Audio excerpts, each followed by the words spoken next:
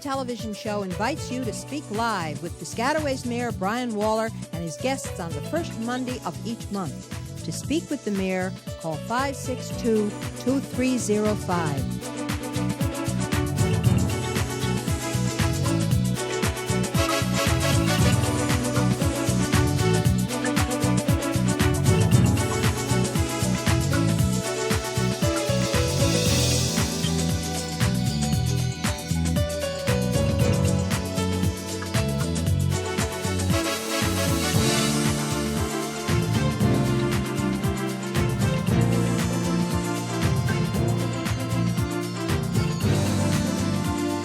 Mayor Waller is ready to take your calls. Good evening and welcome to Eye on Piscataway. This is Monday, June 6th, and we're on the air live. If you would like to speak with me or my guests, please call us at any time during this hour-long program at 732-562-2305. My guests this evening include Councilman Steve Kahn, Lieutenant Scott Iannuzzo, and Lieutenant Scott Cartmel. Councilman Steve Kahn was elected to the council in 2002 representing Ward 3. Councilman Kahn recently served as president of the council and presently serves on the council Finance and Public Works Committee. He is also an active member in the Possumtown Fire Company and is chair of the Piscataway YMCA/Community Center project. Welcome to the show, Steve. Thank you, Mayor. Okay. Lieutenant Scott Iannuzzo has been a police officer since 1982 and attained the rank of lieutenant in 1995. Having served in several other divisions of the police department as a police officer, Lieutenant Iannuzzo presently is a traffic safety supervisor. He is a graduate of Fairleigh Dickinson University with a master's degree in administrative science. Welcome to the show, Lieutenant Iannuzzo. Thank you, Mayor. Lieutenant Scott Cartmel, a graduate of Piscataway High School and Penn State University, is in charge of the Special Victims Unit and Community Policing. Lieutenant Cartmel's division handles all crime committed on school property. The Community Policing section is responsible for DARE, school resource officers, and neighborhood watch groups, and maintaining relationships between the police department and the public. And welcome to the show, Lieutenant. Thank you, Mayor. Well, here it is, another year. We're out here talking about a lot of police issues that are up and a lot of great things that's going on within the community. Before we get to talking about some of the things, I think we're going to probably touch upon the community policing section first before we jump to the traffic division. We do have a video feed recently from the Citizens Police Academy graduation, which, Lieutenant, I'm going to ask you to highlight that a little bit once the video feed stops. Sure. With that, let's go to the videotape. Okay, I'd like to welcome everybody to the graduation of Class 0506 of the Citizens Police Academy. I want to congratulate all of you for completing the program. I know you went through 12 weeks, gave up your free time to come here and learn a little bit more about the police department and the township and our roles as citizens and police officers and what we play in bringing the community together. This program started a number of years ago. Chief Harris is a big sponsor of this program. He has a lot of support from the mayor and the council. In any case, hope you learned a lot and had a good time doing it. It's part of the many community policing programs that we hold here in Piscataway, bringing the community together with the police to fight crime and to make the quality of life much better within the township. And we're really proud of this program and some of our other programs, and we're really proud of you guys. So I'd like to congratulate you once again.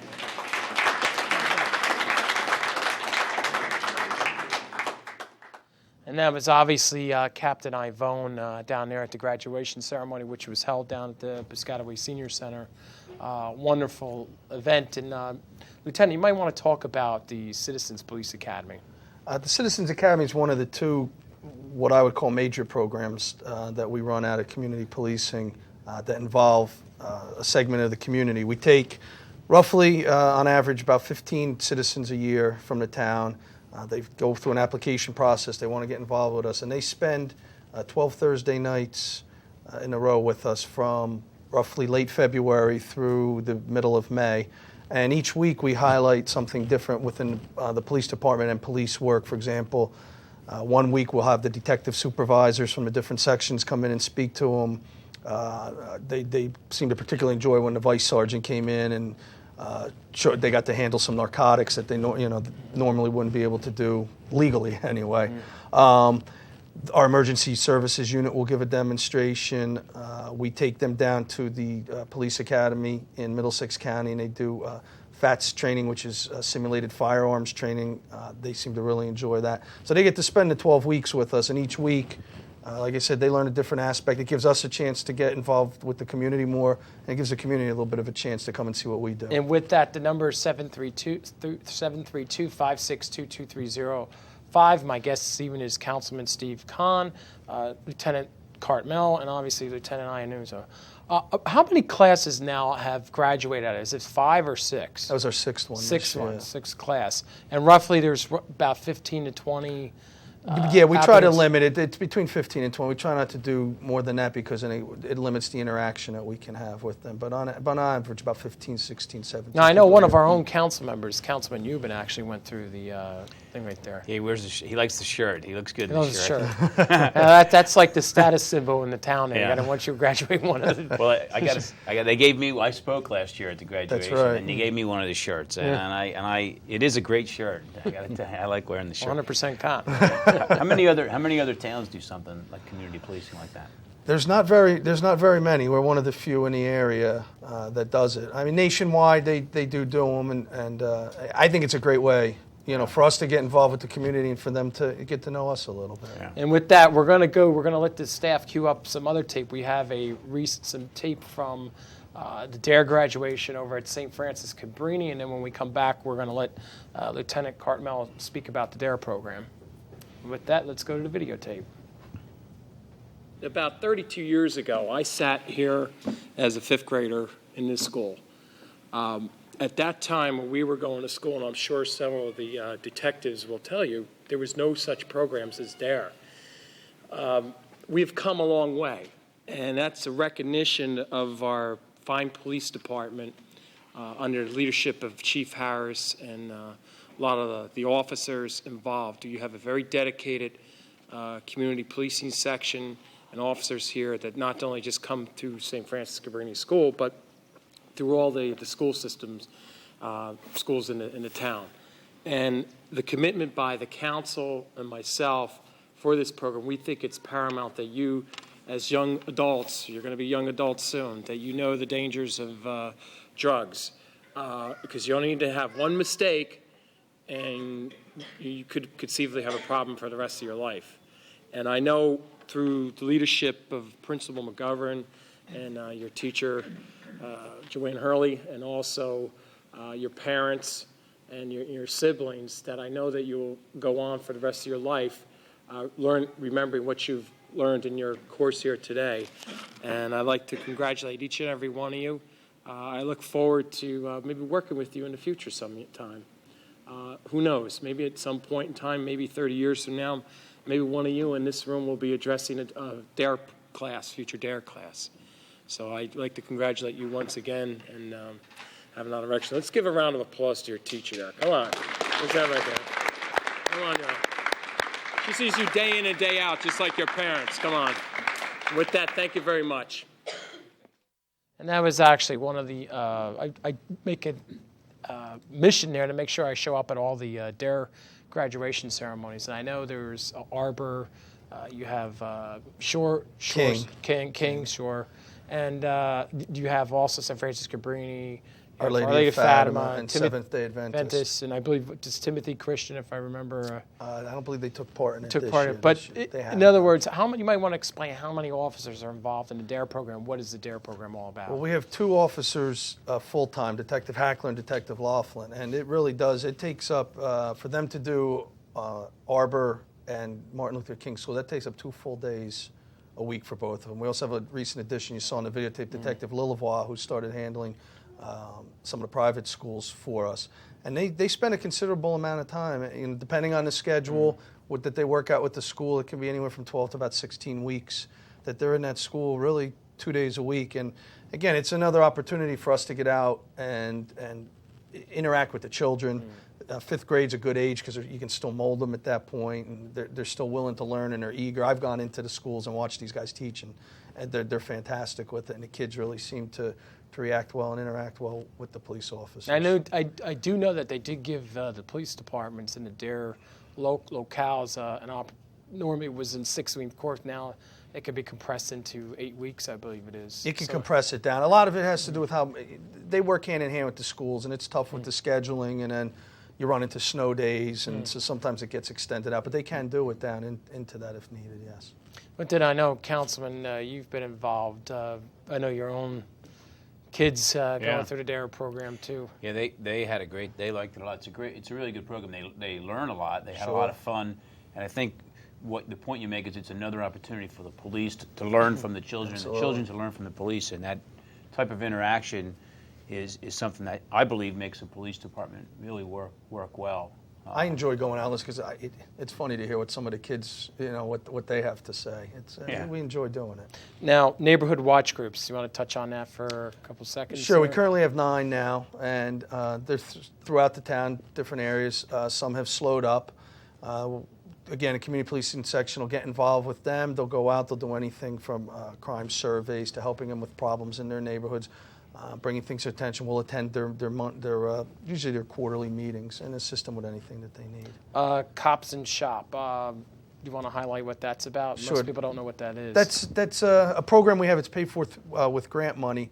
And what we do is we have officers undercover basically at the liquor stores in town, some of the liquor establishments, and they're looking not only for people underage purchasing, but also using somebody else who is of age to purchase from. We've been very successful. Yesterday I was at the Troop 20 Strawberry Festival event, and I ran into one of the owners of one of the liquor stores, and he thought that was one of the best programs that ever came out, because as the proprietor, there's all these different IDs that are coming out all the time. You don't know what is up to date, and by having an officer actually behind the counter, they feel a little bit more comfortable themselves. Right. And it's the police department working in conjunction with the business community. That's what it's all about. It takes some of the onus or the pressure off the liquor store owner a little And with bit. that, the number is 732-562-2305. My guest this evening are Councilman Steve Kahn from Ward 3, Lieutenant Cartmel, and Lieutenant Iannuzzo, who we're going to get to shortly because we're going to save all the traffic questions for him. And with that, we do have a caller on line 1. I believe this is Vicky. Vicky, welcome. Ty on Piscataway. Hi. I have a question. I live on Desmond Street. And something before, I guess, you were reelected, you had the officers out on our street, for traffic and stuff like that. And I haven't seen any guys out there lately. And in the late afternoon, the traffic is horrendous on this street. I believe I do remember. I said you and your husband were out there doing some yard work. Yes. All right, I know I know was the family. pregnant at the time, yes. Yes. Did you ever have the baby? I'm Yes, assuming. I had a little boy. Actually, I had gone up and seen Ann Gordon about a month ago about the car seat issue. Okay, well, listen, for you and your husband, congratulations on the birth of your son there. Thank you. With that, I'm going to let Lieutenant Iannuzzo address. We're going to let you go. I'm going to let Lieutenant Iannuzzo address that question. Yeah, because we have people speeding to where if somebody's turning, they drive on our lawn. All right, you hold. You know what you do? I'm going to put you on hold. You stay so Ann can get your name and number again. Okay. All right. Councilman, speeding is one of your pet peeves. It is, and I can't tell how many times we've talked about it, and I've talked to Chief Harris about it, and it's a hard problem to solve, and it's a problem that we've had a lot of discussion about because most people that complain, I don't know who the people are she's referring to. Sometimes it's people cutting through, but a lot of times it's people right here in town, and we can't tell them enough they need to slow down, and we've done different types of enforcement and different types of traffic safety issues, and it's still probably one of the major complaints residents have that we're really trying to address. In this section, I know just for the viewing public's input, or one of the things happens when a complaint comes into either my office or one of the council members, it's referred over to the traffic section in the police department. And Lieutenant, that's your particular forte, so maybe you might want to explain to the residents what happens from there. Yeah, we get numerous complaints. We probably have right now probably about a dozen streets or so complaints of speeding. Typically, when a complaint comes in, it gets referred to both the patrol lieutenant, the district lieutenant for the district where the complaint is from, and also traffic. We'll typically go out if there hasn't been a traffic study done.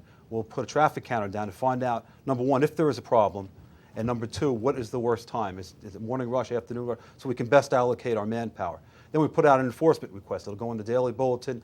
The zone lieutenant for that particular district will put out a enforcement request, give it a number, and say, please enforce here. We'll make all reports under this case, and we'll send our traffic officers out generally in the morning and in the afternoon to hit at the most important hours. Let's say we have numerous streets we have complaints on. We try to move it around. We also have a traffic trailer, a radar trailer, and we have a radar car that we put out to deter speeders. So And we just recently purchased for the police department 2 laser radar guns. Yes, we 2 handheld laser radar guns. They work wonderful. You can pinpoint the car. There's no question about it. Wonderful devices. We got 2 new handheld radar. So we're going to be seeing more and more radar. We have the tools to do it. We're putting the officers out in the street. Just a quick question. When you put the traffic counter out, you might want to explain what that means if we have to submit to the DOT about a request to lower a speed limit, what the process. Just explain that for like maybe 20 seconds, and then we're going to have to go to another video feed. For a request such as lowering the speed limit, when we request the Department of Transportation, we don't just send a letter saying that we want the speed lower. We send them a complete package. We put out a traffic counter. Usually, you'll see a box on the side of the road with two rubber tubes spaced 8 feet apart. That's to measure the volume of traffic, the type of traffic on the street, and it'll give you the speed when the cars are speeding, and it'll give you an average speed, and it'll give you a speed that the Department of Transportation uses. They use this speed along with the roadway design. Is it residential? Is it suburban? Is it rural? And with the crash history. They'll go back 1 to 3 years of the crash history to see if there is a need to change the speed limit, to set either a lower speed limit, or sometimes they go higher. They have their own, they don't always follow our suggestions. They have strict engineering standards that they must adhere to when they set a speed limit. And it's not just as simple as the councilman will tell you after being a couple of years on the council.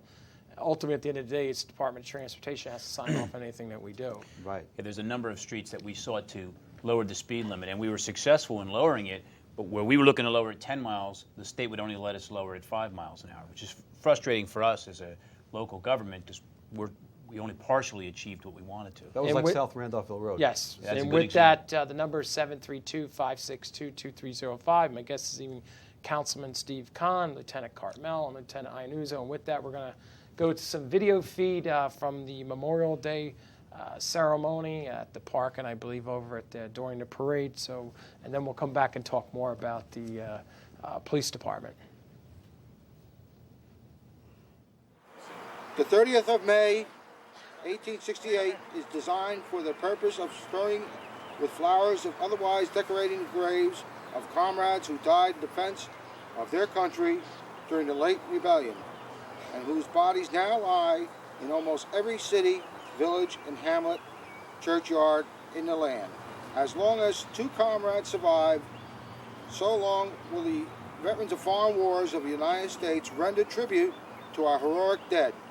Our presence here is a solemn commemoration of all the men, an expression of our tribute to devotion to the duty, to their courage and patriotism, by their service on the land, on sea, and in the air. They have made us the debtors, for the flag of our nation still flies over the land of the free people. Ready, aim, fire! Ready, aim, fire! Left, left, hey! Freeze and hark!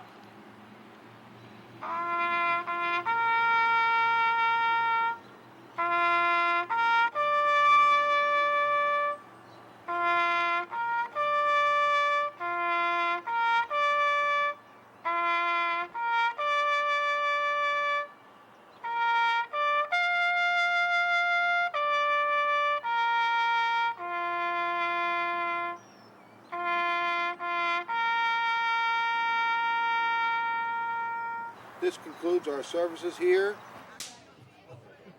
Welcome to Piscataway's Memorial Day Parade. Your parade is led off today by the Police Department's Police Chief Kevin Harris. Ladies and gentlemen, your Grand Marshal, Joseph Mulatto. World War II veteran, is a member of VFW Post 7504 in Piscataway. Let's hear it for Joe. And your Mayor, Piscataway Mayor Brian Waller.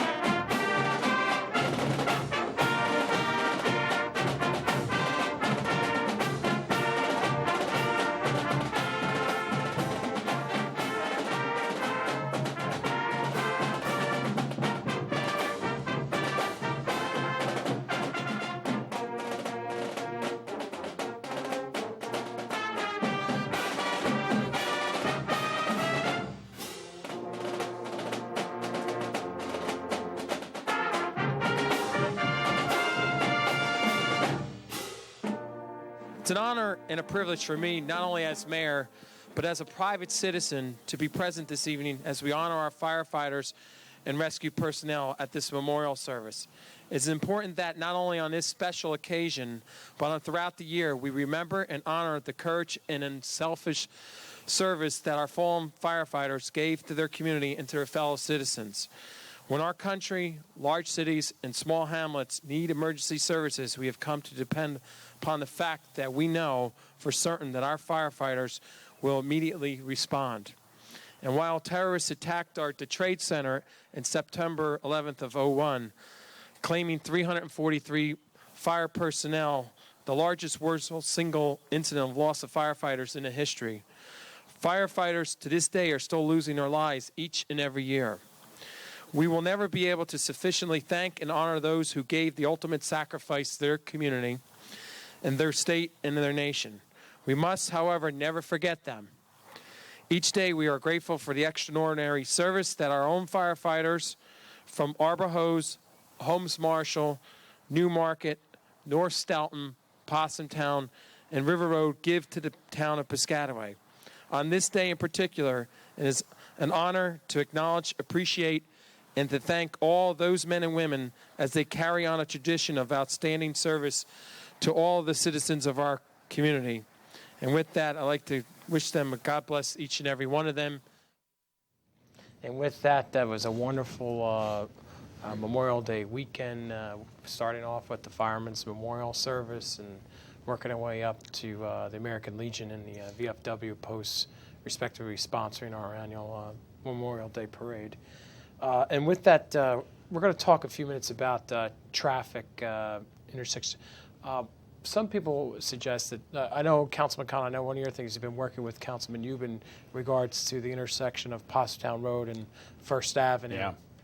You might want to, Lieutenant or Councilman, either one of you might want to take that. Well, I know we've talked about it, and the folks over in that area, that's a big issue and a big concern because it's difficult to make a left turn out of the Possumtown area during peak hours. And I know your department's been working with us and working hard to try and convince the Department of Transportation that there's a fire signal there now, yes, that a full light would be appropriate for that intersection. Maybe you could just tell the folks what are some of the things that the police department has done to try and make that happen.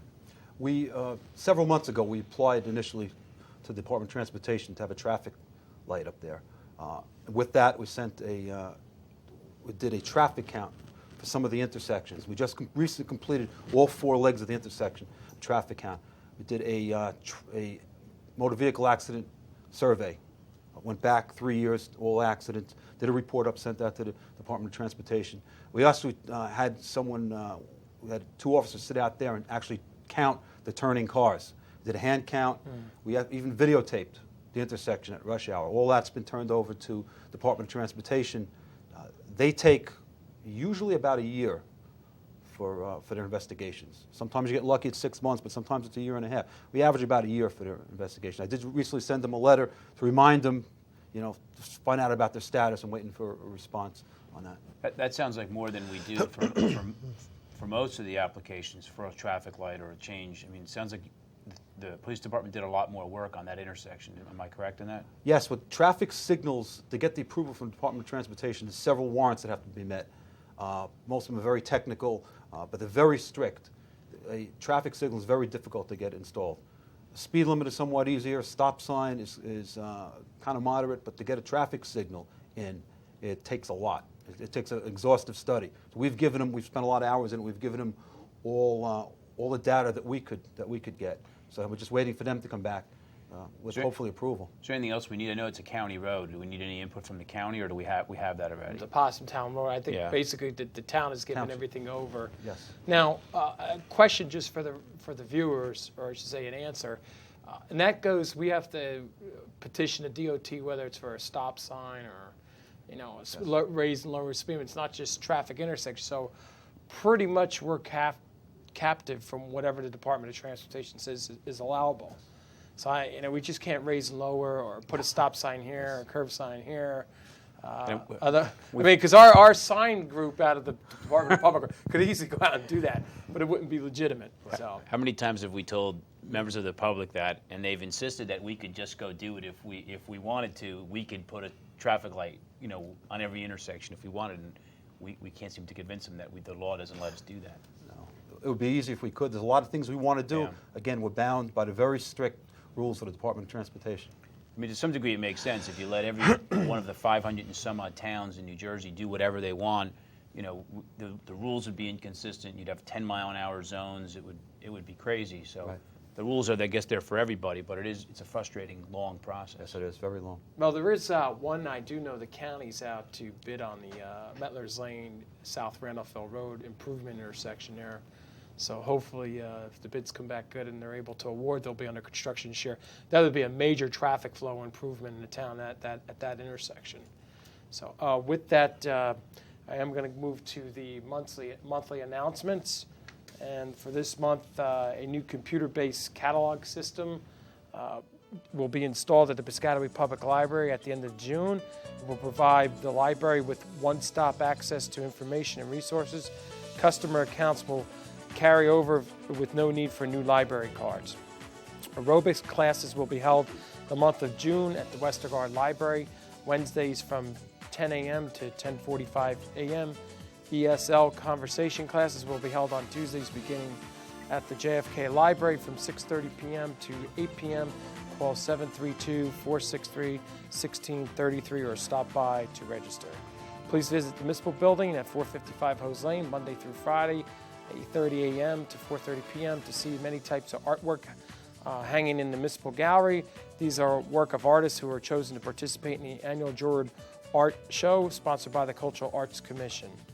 The Senior Citizen Center has scheduled a Father's Day brunch for Thursday, June 16th from 9 to 11 a.m. There will be no other meals served on this day. Sign up at the nutrition desk in the center.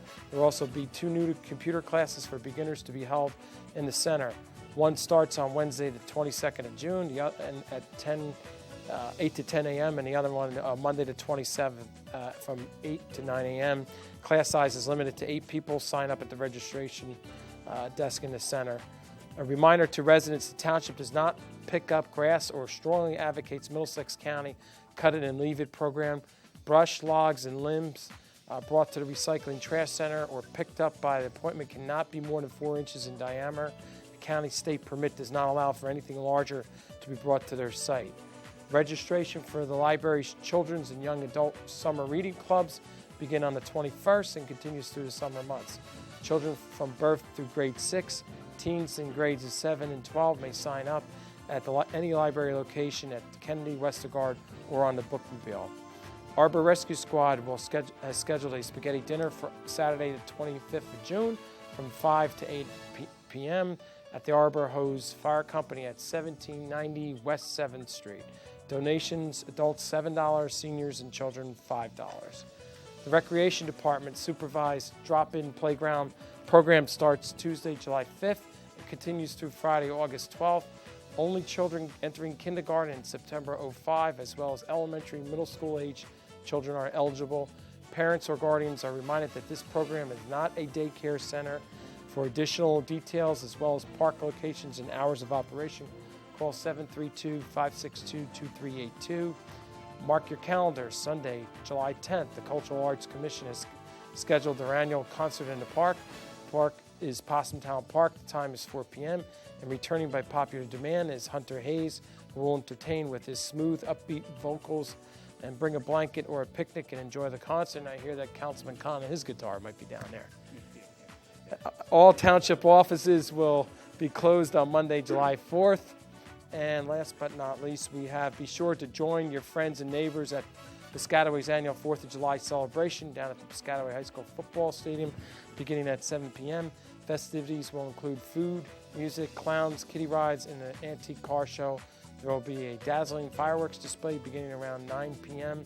And due to the July 4th holiday, the next Eye on Piscataway will be on Wednesday, July 6th.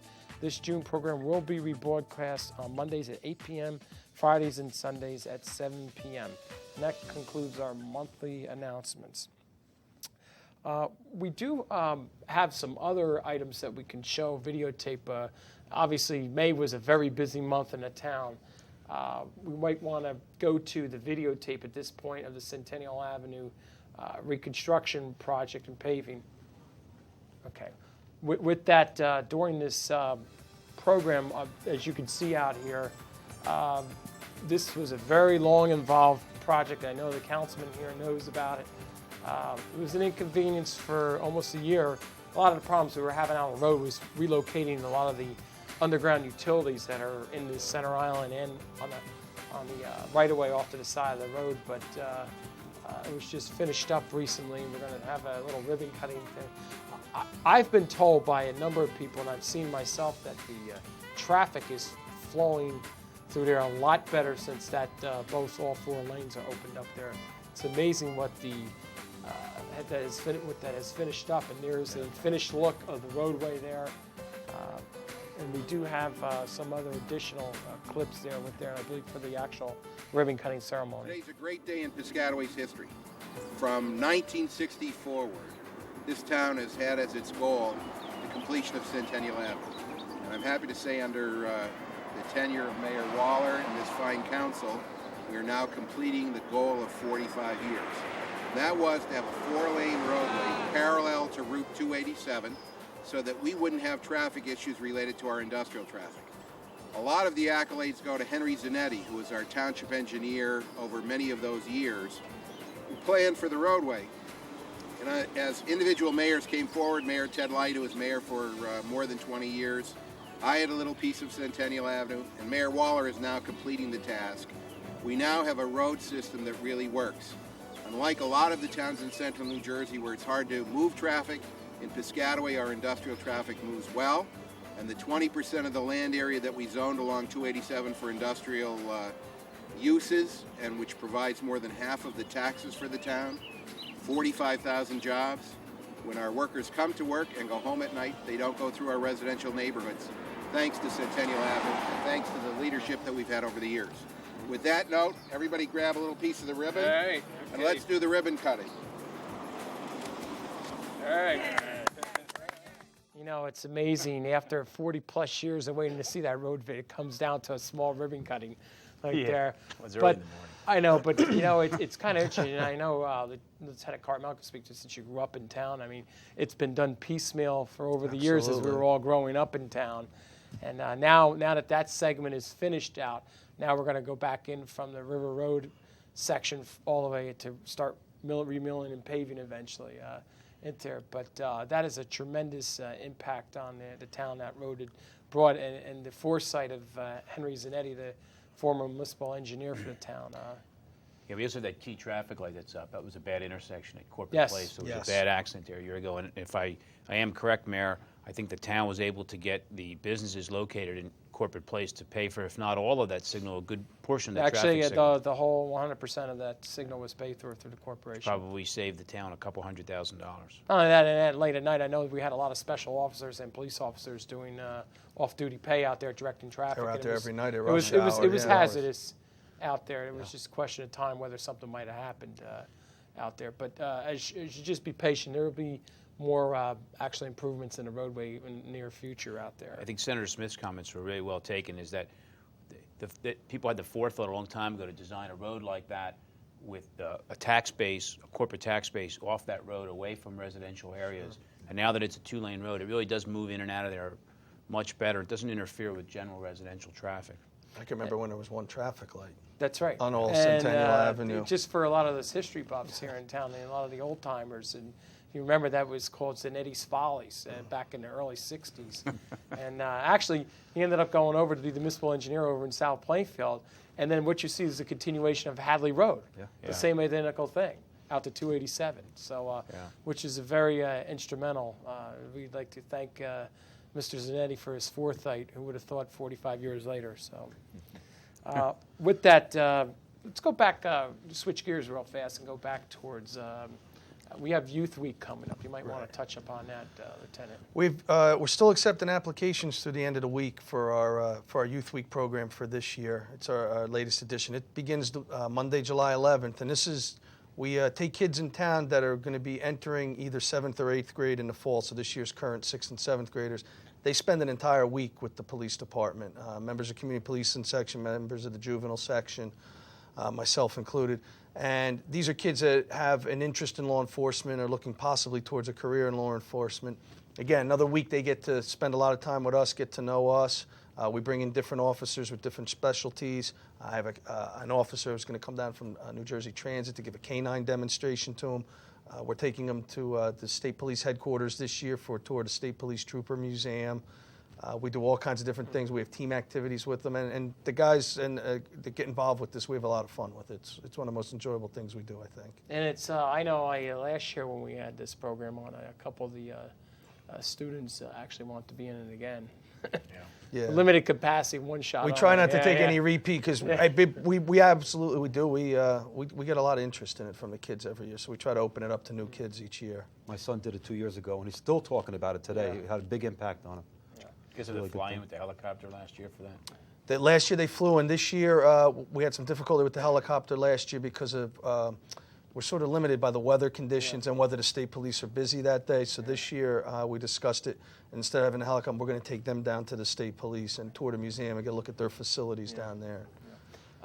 With that, the number is 732-562-2305. My guests even include Councilman Steve Kahn, Councilman in the 3rd Ward, Lieutenant Cartmel from the Community Policing Section, and from the Traffic Division, Lieutenant Iannuzzo.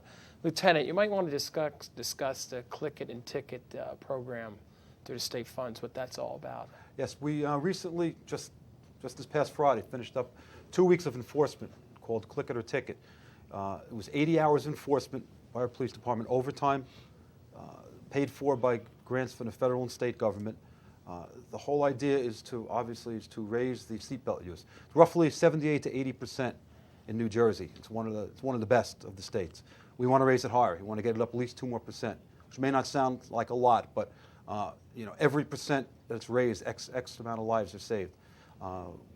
80 hours of enforcement, officers went out, and we issued in excess of 300 summonses for seatbelts, people not buckled up.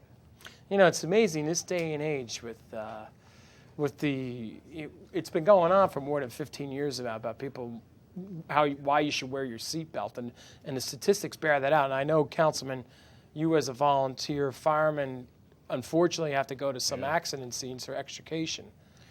All you have to do is see a bad accident one time where someone's not wearing their seatbelt, or unfortunately be in one yourself, and you'll wear your seatbelt every time after that.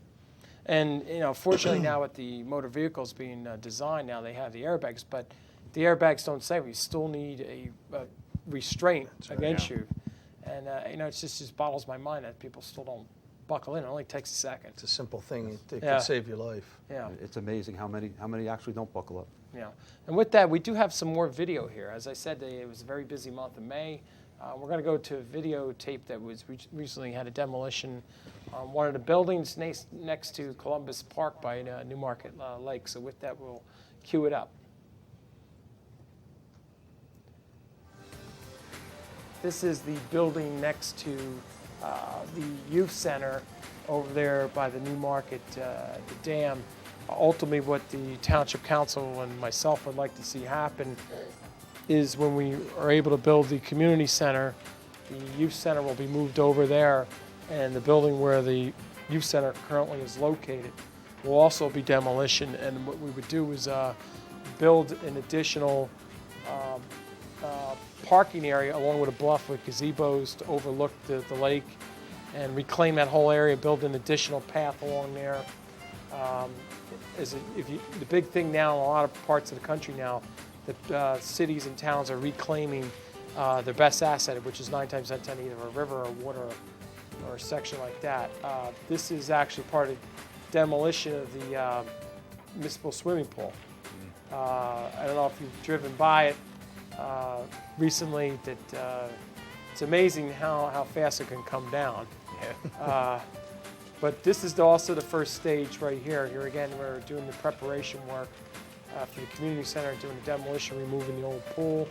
Unfortunately, there won't be a place for the kids or the families to swim this year at Piscataway, at a Piscataway facility, but we're at least making some type of progress, and obviously we'll talk about that for you at another show. A lot of demolition going on, things that needed to be fixed, and that's better to the community. Those are going to be 2 great projects over by Newmarket Pond. You can picture when we revitalized that Stilton Road area. And this is one of the latest ones. We had down at the Piscataway High School football field. That is ultimately what the complex is going to look like. We were down there on a Saturday morning for a groundbreaking ceremony there with members of the Board of Education and members of the Township governing body. Ultimately, we're going to have a new AstroTurf field, the same type that is laid down in Rutgers Stadium or Giant Stadium, and it'll be a multi-purpose field where soccer can be played on it. And this is areas where right here where they have the high jump that obviously was in total disrepair, and that's actual parts of the track, the outer track, right there that they were running on. And I know down there with Director Donovan from the Recreation Department is very excited about that because, what is the municipality getting involved for? Well, we have a lot of adults and residents who do walk at night down there on the track, and then we have a lot of uses. We have our Pop Warner team plays on the football field. I know one of the things they were spending about $100 and some odd $1,000 a year on maintenance of the football field. This will repay itself back in about 6 years, and it has about a 20-year lifespan on it, and it's a low maintenance issue, and it'll probably, I know Coach Higgins is going to be very happy about this. He's going to have the best playing surface in all of Middlesex County come this coming football season. The great thing is everybody can use it. There'll be no longer concerns about tearing the field up. Well, once that is finished, probably the biggest thing that they're going to have is scheduling who gets on that field. We don't have to do that, do we? And that's right. We don't have to do that. But I know between the band, the Pop Warner teams, the soccer and football, and everybody else who would use the fan, but it's going to look real nice. They're projecting of finishing the football field right before 4th of July and a track around the first and second week of August, but everything will be done for September 1st, though. Great. With that, going back to the community policing section, Lieutenant Cartmel, what other areas are there that you think that the residents should need to know about what the community policing section performs? Well, we have our neighborhood Safe Watch programs. We have our Project ID. We'll send an officer out to your house if you'd like, and he'll give you. I was just going to bring that up. I do know if somebody questions about a security situation, you'll come out and make recommendations. Correct. We'll come out, do a security survey. Actually, believe it or not, I'd have to say, 25 years ago, my father was the first one. They sent him to a school for a week when he was a police officer here to learn how to do it, and we've continued it on since then through community policing. Whether either your business or your residents, we'll gladly come out. We'll send one of the community policing detectives out. A lot of times, out. I believe it's just like simple suggestions like trimming the hedges in front of the windows. Right. People don't realize. So you can visually see around your house that nobody's hiding behind the bushes trying to break into a home or something. Right. We'll tell them maybe they'll just recommend putting a spotlight up with a motion sensor on it, just so when somebody walks up. Or even better yet, how about locking your house? Right. You'd be amazed a lot of times people don't. leave the house open. I'm still amazed when I go to a quick check and see how many people leave their cars running with nobody in them. And it only takes a second for somebody to jump in a car and drive off. That's right. What other programs that are run out of the community policing section other than? Well, we also have we've got a partnership going now with the businesses on Centennial Avenue. It used to be, originally it was just ShopRite. Now there's so many businesses over there. We work with them either on any complaints that they have to try to assist them. And one of the big things we do is we've really help them deter shoplifting over there. They'll go over. You know, it's interesting. I remember back when Walmart's just, came in, and I talking to Chief Harris at the time, is that we never used to have any statistics on shoplifting in the town. Once Walmart's came in and some of the big chains like Lowe's, Sports Authority, the statistics, yes, and because the loss prevention personnel of those businesses are getting better adept at identifying potential problems, and also that's why it gets reported more. Right. Our guys will go in, let's say the Sports Authority. It might be a simple thing like the basketball jerseys are very popular, and they were getting a lot of them shoplifted, or the high-end sneakers. Well, they'll just move them further back into the store. They go in, they find out the display's right by the store entrance. Well, it's easy for somebody to come in and be off with those before you can do it. And a simple thing like just moving them sometimes helps to cut down on it. But you're right, the statistics, once those businesses are coming in, they really go up a lot. So we try to work hard with them because it can help prevent their losses, and in turn, it makes our job also a lot easier. One of the things that we didn't touch on yet is the new community policing building over in the off of West 4th that we will be probably within the next week and a half, 2 weeks, we'll have a ribbon cutting ceremony over there. Now the community policing section is going to be based out there. You might want to explain a little bit about that. We're going to be running our bike unit out of there, which is also part of community policing. The bikes will be stored up there. We'll be utilizing that mostly as our headquarters for the bikes themselves. National Night Out, which I believe is August 2nd. We're going to base it out of that for the evening. We're going to do some of our Citizens Police Academy classes out of there next year. And also the community policing officers will be in there from time to time, and people in the community can feel free, if they see an officer there, to stop in, see. Neighborhood watch meetings will be held there.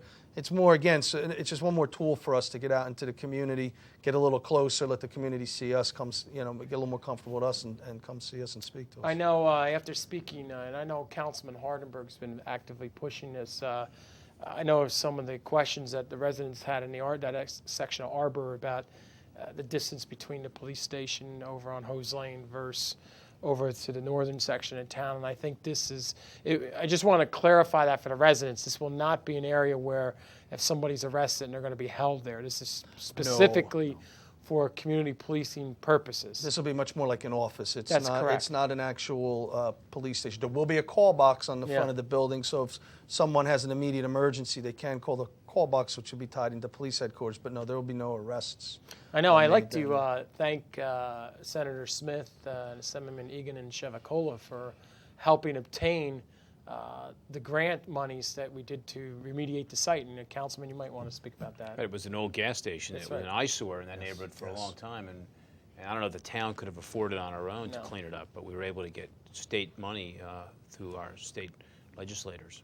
And which is great because it took a obsolete use and a eyesore in the neighborhood out of the way. We ended up ultimately paying for the actual building of the prefab building, which ultimately cost us about $160,000 all said and done with everything. But here you go, you have taken a blighted area, and it just transformed the area. And it gives something the residents to be proud of in that area instead of some. I know for a fact if I was living across the street, I'd be upset if there was something like that living across the street from me. Well, it's the same thing we're doing on Stelton Road, the gas station over on Stelton Road. Yeah. And with that, the number is 732-562-2305. My guests this evening include Councilman Steve Kahn, Lieutenant Cartmel from the Community Policing Section, and Lieutenant Iannuzzo from the Traffic Safety Section. And with that, we do have a caller on line one. I believe this is Chantel. Chantel, welcome to Piscataway. Chantel, I believe Chantel is not there. Okay. Well, Chantel, go ahead and call back there. With that, I believe we're just about ready for some. We do have another video feed coming up, and why don't we get the video feed queued up, and then we're going to come back when that individual calls back with there. So with that, this is about the 90s birthday bash at the Middlesex County Aging Department in conjunction with our Piscataway Senior Center sponsored just recently within the last week or so. And with that, good morning, everyone. Happy birthday! My goodness. My name is Kathy Roth. I'm the Director on Aging for Piscataway, and we're delighted to host for Middlesex County the 90th birthday bash. What a privilege it is to have such distinguished people with us. So welcome. At this time, I'd like to introduce Peg Chester, who is the Director of the Middlesex County Office on Aging, who will be the host of the program. This is the 7th year that we have been holding a birthday recognition for people over 90. And we happen to have had 2 people who are sisters, so they must have been doing something right together for a long time, who are over 90. And that's Ella Lander, who's 91 from Metuchen, and Helen Farley, who's 93 from Edison. Also joining us today, we have Dora Inman. She will be 105 in October. All right, I'm going to ask everybody to join in on the happy birthday. And it's to everybody in the room. Happy birthday to you. Happy birthday to you. Happy birthday, dear everybody. Happy birthday to you. One more.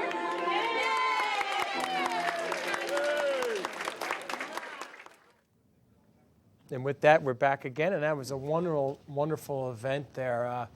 You know, it's amazing. There was a couple there that there was like over 100 years old and change there, and you know, the wonders of medicine there. Yeah. Reminds me of the old commercial, when the old Dannon commercial you used to see. They had some Russian yogurt there. They were like 125 years old and they ate yogurt. So, that's right. Yeah. Well, with that, but. And you know what? I got to tell you, I believe in the leadership of Kathy Roth, we probably have one of the best run senior citizen facilities in this area of the state. And it's no secret why it's being held in Piscataway Township, the county, because we have the facilities and very good staff there. Yeah. Lieutenant Ionu, different, I guess, traffic bulletins. I believe the state DOT is projecting sometime at the end of July that the Route 18 Section 2A will be completed. Yes, they're doing some minor, mostly cosmetic adjustments now. It's due to be open in just in a few weeks to be completed. And I think a lot of it. Then there's after that they're gonna whatever landscaping they hadn't put in by the first week of May. They're gonna wait until obviously to the fall, and seeding whatever that'll go in. But I think they're working on it, just the milling and paving in certain areas, and then they're going to be down by River Road and Hillcrest. Down in that section down there. But I know that was a question a lot of residents want to know, when was that area going to be totally finished up down there. It's amazing. It's actually the design actually came out with the aesthetics with all the new plantings and everything. It looks quite incredible. They're doing a good job. For a highway along there. And I know a lot of people have been talking about the immediate impact on the traffic flow in the town on the south side, which is tremendous. That section. Yeah, it's changed the traffic flow. I think it will relieve some of the traffic on River Road, and you know, it's hard to picture what it was going to look like when they kept showing us the maps and drawings, and it really looks a lot nicer than we had envisioned it would be, I think. And I know even some of the people down in that section of River Road even told me that they've actually changed their traffic patterns. Yeah. Instead of going down Centennial, now they take the Hose Lane extension, like say if they want to go to ShopRite or one of the areas of thing right there. Well, it's much easier to get to New Brunswick. I go to New Brunswick a lot to the courthouse, and I a lot of times will go right up on Hose Lane rather than going on River Road because it's much quicker. Yeah, with that, and there will be some other additional safety improvements eventually with the 2 fire lights down there on River Road right there that are still waiting to receive approvals. I think there's the county's in the process right now of milling and paving Washington Avenue and Mettler's Lane right now, so just be wary that there's construction out there. And I know Mountain Avenue has just started to go under construction this week, and Plainfield Avenue, I believe they're going to be scheduling that to start right after 4th of July. So just have the residents be mindful of construction work zones. And you might want to talk a little bit about that, why people should be cognizant when they're going through a construction work zone. Well, we have a lot of work zones in New Jersey. It seems like we have really a lot in Piscataway. Motorists have to be careful to work zone. We have many accidents in work zones, and nationwide, every year, many people are killed in work zones. Part of our job in traffic safety is we go out and inspect work zones. We don't wait for an accident to happen. We don't wait for somebody to complain. We actually go out and proactively check work zones every day, and we shut them down. If they're a hazard, we shut them down. But motorists have to remember, though, they have to obey the speed limit, they have to obey the signs, and if they get a summons in a work zone, the fine can be double for that. Now, we had an instance last year where one of our DPW employees was waving a flag on Centennial, and the driver didn't want to obey the flag waver and just decided to do their own turn and ended up running over, ended up hitting one of our employees. Thing. I mean, so can easily, they're out there working in conjunction with police departments. There's a reason for safety, both not only just for the personnel that are working on the construction zone, but also for the motoring public. That's the critical part about it there. Councilman, do you have any specific things you want to talk about? We got about 2 minutes left. No, I think you should get a lot of credit for that. When I know that when Mayor Waller was elected, he decided that we needed to do something about the infrastructure, and we've made a lot of drastic roadway improvements and safety improvements all over town, which are done correctly and they're going to last for many years. And you really should get the congratulations. You know, as Lieutenant Iannuzzo will tell you, you know, you plan something. A lot of these projects, they take like 4 and 5 years to actually get to the point where you're actually putting a shovel in the ground to make a safety improvement for the motoring public and for the people who are walking on the roadways. I know one of our frustrations as mayor, and I know as the councilman, I was like, I mean, the DOT, you know, they always say, well, unless it's imminent problem or there's been a fatality, we'll expedite it. Which I've never understood that philosophy whatsoever. You have to wait for some catastrophic thing to happen before any action will actually happen, which I guess when you're dealing with all 563 towns in the state and everybody thinks that their thing is the most important. And with that, we're going to go to Councilman. You got the last 10 seconds there. I think I'll pass to my good friend, Lieutenant Cartmel. All I'd like to add is if there's anybody listening that still wants to have their children involved with the Youth Week, please either stop into headquarters this week or you can give a call to myself at 732-562-2376 or Detective Frank Hackler at 562-2368, and we'll get you an application out right away. Okay, Lieutenant Iannuzzo. We're telling all the stories about the DOT, how long they take for safety improvements. That doesn't mean if there's a complaint, it takes a year. We do all we can. When we get a complaint, we investigate it. We can put up a sign.